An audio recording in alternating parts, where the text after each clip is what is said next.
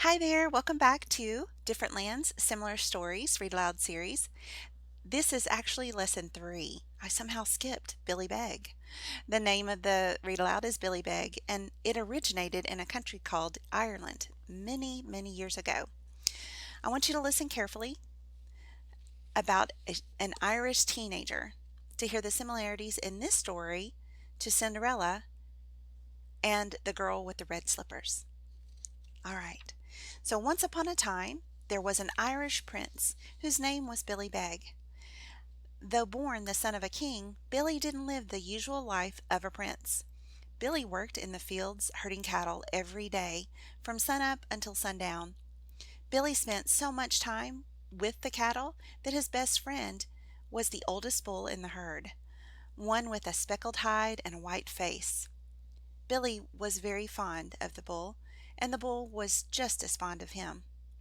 One day the old bull was sent to the market in town to be sold. When Billy heard this, he was very sad. But the bull said, "Don't worry, Billy, my boy. You will be all right without me. In the grove behind the barn there are 3 gifts for you: a magic tablecloth, a stick, and a belt made from the hide of my grandfather. If you unfold the tablecloth, you will never be hungry. If you wave the stick 3 times around your head, you will have the strength of 1,000 men. And if you wrap the belt around your waist, no enemy will be able to defeat you." With that, the bull left bravely for the market. At first, Billy Beg was too upset to do anything without his friend. He cried for 3 days and 3 nights. Then Billy remembered what the bull had said. When the sun rose the next morning, he went to the grove behind the barn and pulled out the tablecloth from beneath a tree.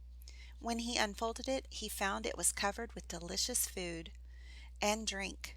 Billy ate and drank until his stomach was full. Next, he grabbed the stick and the belt the bull had left for him. Then he set off to make his way in the world. He walked on until he came to a fine old house. He knocked, and an old gentleman came to the door. "Excuse me," said Billy. "I was wondering if you have any work." "As a matter of fact," said the old gentleman, "I do need someone to watch over my cows, pigs, donkeys, and goats. But—" "I am the best shepherd that you will ever see," Billy interrupted. "Well," said the old gentleman, "that may be, but a giant has moved into the forest next to my pasture. That beast has scared off the last 3 boys I hired." "I am not afraid of him," said Billy. "If you will have me, I will take the job." So the old gentleman hired Billy to watch his cows, pigs, donkeys, and goats. The next day, Billy led the animals out to pasture and sat down on a rock. Later that day, a horrible one-eyed giant suddenly appeared from the rocks. "Oh," said the giant, licking his lips, "here is a tasty little treat. You are too big for 1 bite, but not big enough for 2. What should I do with a tiny morsel like you?" Billy fastened on his belt and grabbed his stick. He swung the stick above his head 3 times to give himself the strength of 1,000 men. It was a terrible fight, but finally Billy swung the stick and thwack sent the monstrous giant flying off the cliff and into the sea. When the old gentleman heard that Billy had driven away the giant, he patted him on the back and told him, "You're a fine boy. I'll double your wages." So Billy became a herdsman. He kept watch over the old gentleman's animals and served him well. Then one day the old gentleman came out of the house and yelled to his coachman, "Get the carriage! Saddle up the horses! I am going to town."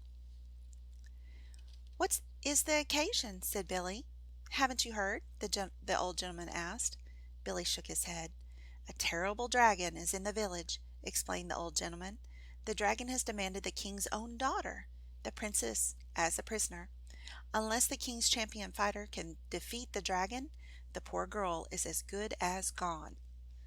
"Oh," said Billy, concerned. "That poor princess." The old gentleman got into his carriage and sped off to the city. Lots of other people came on horseback in carriages and wheelbarrows. Billy decided that he would go and fight the terrible dragon if he had to. Billy dressed himself in an old suit of armor that belonged to his master. Then buckled his special belt securely around his middle. When he was dressed, Billy slipped on his boots, grabbed his magic stick, and went to the stable where he mounted the brown mare and rode bravely into town. Thousands of people have come to see the king's champion face the dragon. Billy saw the champion in the center of the crowd, pacing up and down, back and forth, dragging his heavy sword behind him. Next, he caught a glimpse of the princess gathered with her maidens at the front of the crowd. She was certainly beautiful, but looking just a little bit nervous. Just then there was a fearsome roar. The dragon rose up out of the sea. He had fiery eyes, with smoke billowing out of his nostrils and giant flames pouring out of his mouth. The king's champion turned white with fear. He dropped his sword and ran away. When the princess saw that the champion had fled, she began wringing her hands and crying, "Oh, please," she called out, "won't someone save me?" At first, no one made a sound. Then Billybeg stepped out of the crowd. He wore his borrowed suit of armor. The helmet and visor were just big enough to completely cover his face, so nobody knew who he was, and not even the old gentleman. "I will fight the dragon," Billy said. The princess and all the people stared with wide eyes. The dragon charged at Billy, shooting fire from his mouth. Billy dodged the flames, then he swung his stick 3 times around his head. It was a terrible fight, but in the end Billybeg defeated the dragon. There was great shouting and applause. The princess ran up to thank the mysterious knight, but Billybeg mounted his horse to ride away. The princess reached out to stop him, but as his horse galloped away she could only grab hold of one of his boots, which slipped right off his foot. Billybeg rode back to the old gentleman's farm. He took off the suit of armor, put the mare back in the stable, and tossed his other boot into the haystack in the barn. When his master came back the next day, he told Billy everything that had happened. "Isn't that amazing?" said the old gentleman. "I should say so," said Billy. The next day, the king ordered his men to find the brave knight who had saved his daughter's life. The king's men went from house to house trying to find the man whose foot fit the boot the princess was left holding. It took several weeks for them to make their way out to the old gentleman's farm. The king's men had all the servants try on the boot. The coachman stuffed his big boot into the boot, scrunching up his toes to make it fit, and the cook put on his heaviest wool socks to try to fill the boot. No one thought much of Billybeg, but when he slipped his foot into the boot, they all saw that it fit him as well as his own skin. "What's this?" asked one of the men. "Is this your boot?" "It is," said Billy. "I have the other one just like it out in the barn." Then the men knew that Billy was the one who had slayed the dragon. They put a velvet suit on him and hung a gold chain around his neck.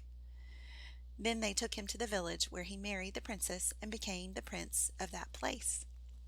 All right, that's the end of the story. I bet you can guess how they're similar to Cinderella and the girl with the red shoe. See you for the next read aloud. Bye bye.